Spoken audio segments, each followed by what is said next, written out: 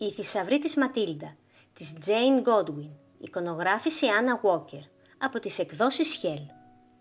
Πριν από πολλά χρόνια ζούσε ένα μικρό κορίτσι που το έλεγαν Ματίλντα. Στο σπίτι της υπήρχαν πολλά μέρη για να κρυφτεί κανείς. Στα πάνω πατώματα, στα κάτω πατώματα, σε σκοτεινές γωνιές και σε σημεία όπου θα ήταν αδύνατο να σε βρουν. Τα αδέρφια της Ματίλντα, ένα κορίτσι και δύο αγόρια, έτρεχαν σε ολόκληρο το σπίτι σκορπίζοντας εδώ και εκεί τα πράγματά τους και συχνά δεν έμενε καθόλου χώρος για τη Ματίλντα.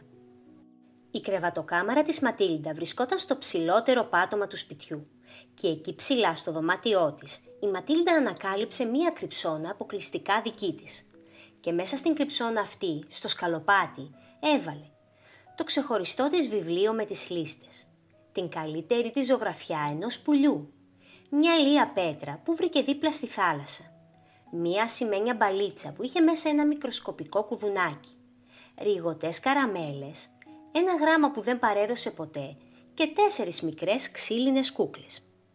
Της Ματίλντα της άρεσε να βγάζει έναν τους θησαυρούς της από το σκαλοπάτι. Έγραφε στο βιβλίο της και σχεδίαζε στολίδια σε κάθε λίστα. Κρέμαγε την ασημένια μπαλίτσα γύρω από τον λαιμό της και καθώς κουνιόταν την ένιωθε δροσερή πάνω στο δέρμα της, ενώ το μικροσκοπικό κουδουνάκι, γκλιν γκλιν, κουδούνιζε μελωδικά μόνο για χάρη της. Μερικές φορές η Ματίλντα έπαιζε με τα πολύτιμα πράγματά της. Μερικές φορές τα τακτοποιούσε με τη σειρά πάνω στο κρεβάτι της. Και μερικές φορές της άρεσε απλά να ξέρει πως βρίσκονταν εκεί. Κανείς δεν ήξερε τίποτα για το σκαλοπάτι. Κόσμος το πατούσε, τα αδέρφια της κάθονταν πάνω του, αλλά κανείς δεν ήξερε πως ήταν η καλύτερη κρυψώνα της Ματίλντα. Μετά τις καλοκαιρινές διακοπές, ο μπαμπάς και η μαμά έβαψαν το σπίτι. Όλοι ήταν απασχολημένοι. Ρολά με μπογιά που κολούσε και γυάλιζε γλιστρούσαν πάνω στους τοίχους, φρεσκάροντάς τους και κάνοντάς τους σαν καινούριους. Όλα τα δωμάτια άλλαξαν χρώμα. Πολλά χρώματα. Μπέζ ανοιχτό, μανταρινί, ζεστό γκρίζο καφετί, πολύ ανοιχτό κιτρινοπράσινο, καφετί με κόκκινους τόνους, ζωηρό κόκκινο. Και ένα απόγευμα όταν γύρισαν στο σπίτι είδαν και μια καινούρια μοκέτα. Είχε το χρώμα της άμμου μια ηλιόλουστη μέρα. Η Ματίλντα διέσχισε τρέχοντας τον διάδρομο με την παχιά μαλακιά μοκέτα πηγαίνοντας προς τη σκάλα. Κάτι δεν πήγαινε καλά όμως. Η κρυψώνα της! Η Ματίλντα προσπάθησε να σηκώσει τη μοκέτα που κάλυπτε το σκαλοπάτι, αλλά η παχιά χρυσαφένια και μαλακιά μοκέτα ήταν στέρεα κολλημένη. Ό,τι κι αν έκανε η Ματίλντα δεν μπορούσε να φτάσει τους θησαυρούς της. Οι θησαυροί της είχαν παγιδευτεί. Τώρα πια δεν υπήρχαν κούκλες. Δεν υπήρχαν ξεχωριστά βιβλία για να γράφεις αυτά. Δεν υπήρχε μικροσκοπικό κουδουνάκι να το κρεμάει στο λαιμό της και να το ακούει να χτυπάει όπως περπατούσε.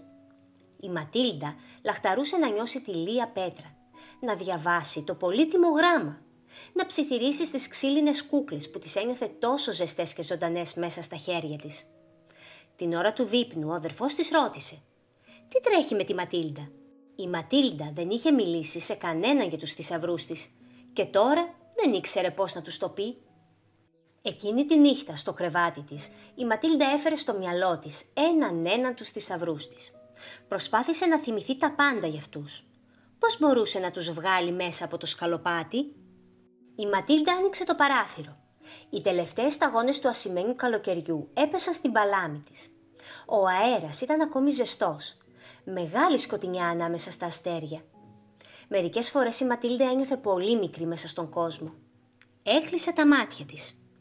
Το επόμενο πρωί η Ματίλντα πήγε και κάθισε κάτω από το δέντρο που έφτανε μέχρι το παράθυρο του δωματίου της. Το πρωί έγινε απόγευμα.